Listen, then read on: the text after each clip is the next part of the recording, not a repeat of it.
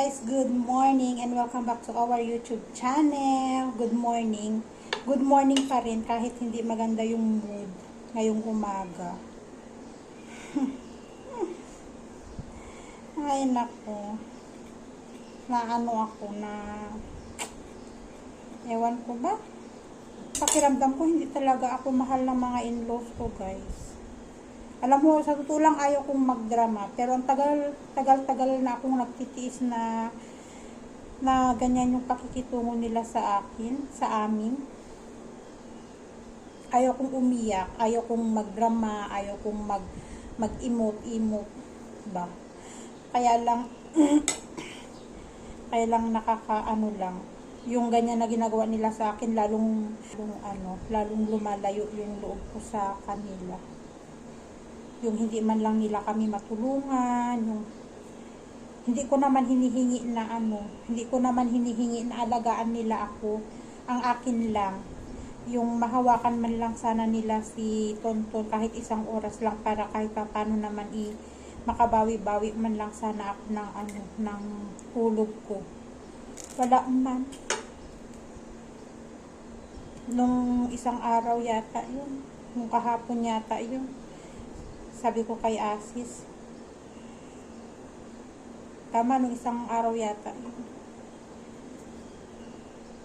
Sabi ko kay Asis, porket ibang lahi ako kaya ganyan ang trato sa akin ng nanay mo, sabi ko. Siguro, sabi ko kay Asis, nagsiselos lang ako, hindi ko lang maamin sa sarili ko, sabi ko. Nung nanganak si Sunitra, 3 buwan niyang inalagaan.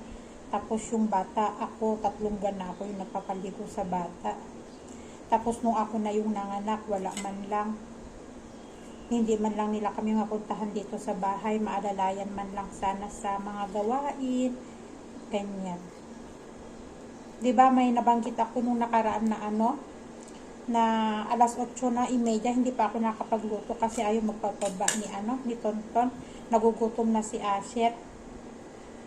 Alam nila na busy yung anak nila, maghapon na wala yung tuktok, hindi man lang nila kami masilip dito or matanong man lang na, nakapagluto ba kayo ng pagkain nyo? Kumain na ba kayo? Mga ganun.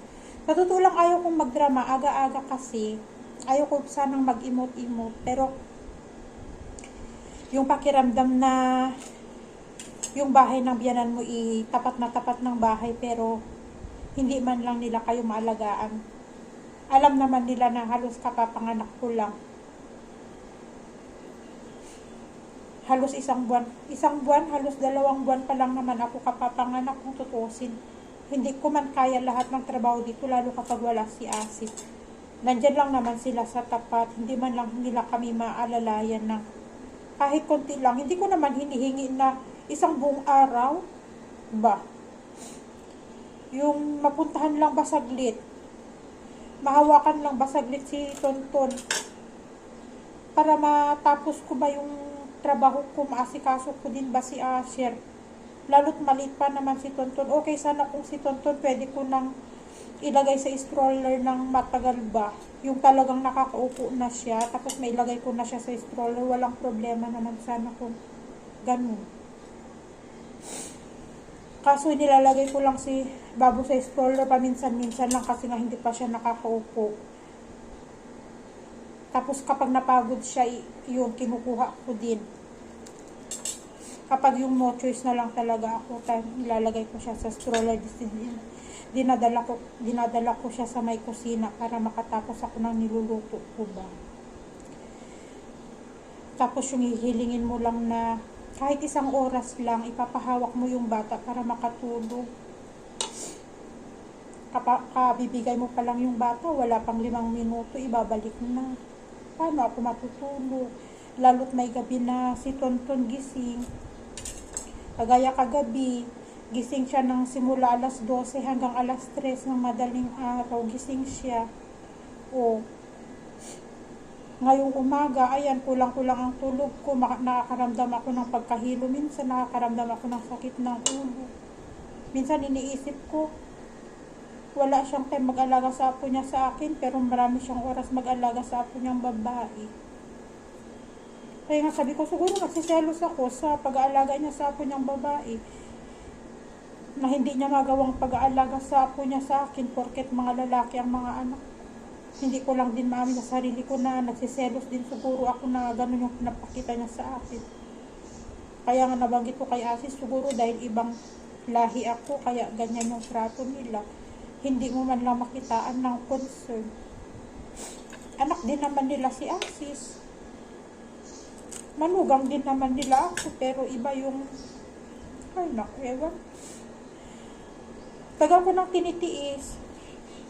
Simula nung lumabas kami ng hospital, hindi nila mapuntahan yung anak nila, hindi nila mapuntahan tong apo nila, makarga man lang sana, kahit ilang oras lang.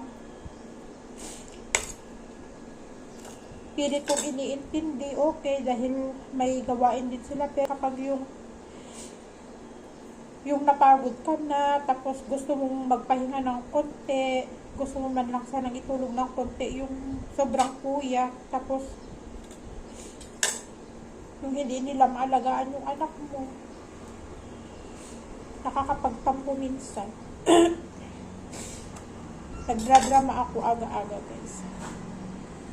So, ayun guys, naputol yung kinukwento ko kaninang umaga kasi biglang umiyak si Tonton na nagising siya. So, dinadede ko at tapos bumalik ulit siya sa kanyang pagtulog.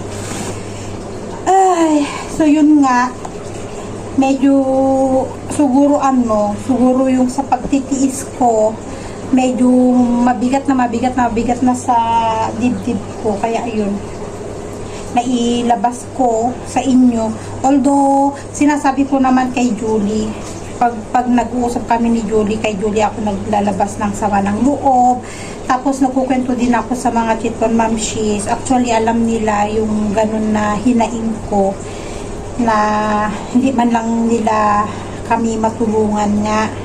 Alam naman nila na kapapanganak, kailangan talaga ng alalay sana galing sa pamilya. Pero yun nga, wala man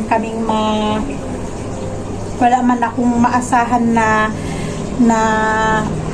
tulong ba na manggagaling ba sa kanila. Nakakadamdam lang minsan kasi kagaya nung nakaraan, sabi ko baka pwedeng hawakan mo na si Tonton kahit isang oras lang. Sabi ko kay Asis, baka pwedeng hawakan mo muna si Tonton isang oras lang, itulog ko lang ng isang oras lang. Sabi ko kasi talagang antok na antok ako at hindi ko kaya. Di kinuha naman ni Asis yung bata. Ngayon, ang ginawa niya, dinala niya doon sa kabila. Pinakarga niya sa nanay niya. Ngayon, ako naman, niligpit ko kasi muna, bago kasi ako humiga, niligpit ko kasi muna yung diaper na nagamit ni Tonton nung gabi ba, yung pinagpalitan ba niya. So, ligpit-ligpit lang ako ng saglit. Sabi ko para minsanang tulog ba, minsanang higa ba. Niligpit ko muna. Paghiga ko, wala pang 5 minuto na inilabas ni Asis yung bata. Maya na andyan na, narinig ko na nagbukas na ng pintuan at ibinalik na nga yung bata. Medyo masama yung loob ko kasi bakit ganon? At sinabihan naman sila ni Asis na hawakan mo na yung bata.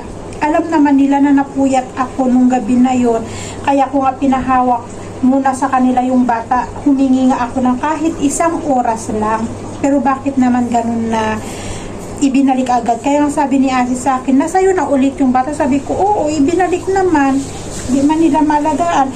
Pero kapag nakikita mo naman nandyan, palagi niyang karga-karga yung apo niyang babae, kahit saan siya magpunta, dala-dala niya yung apo niya ng babae.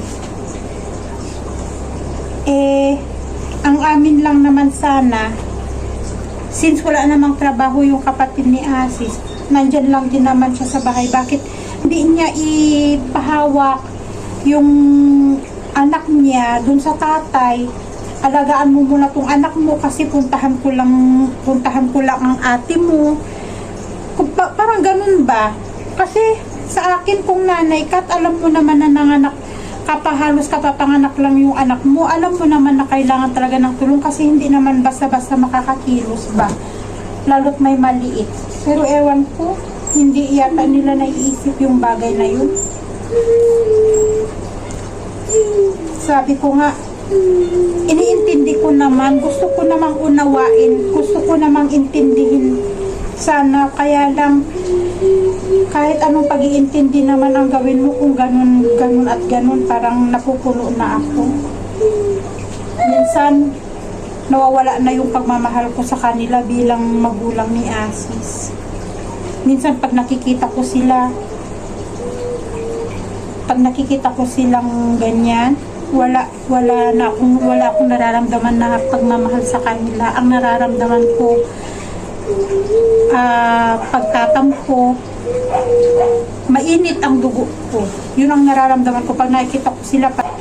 Minsan nagre-rebelde ang utak ko.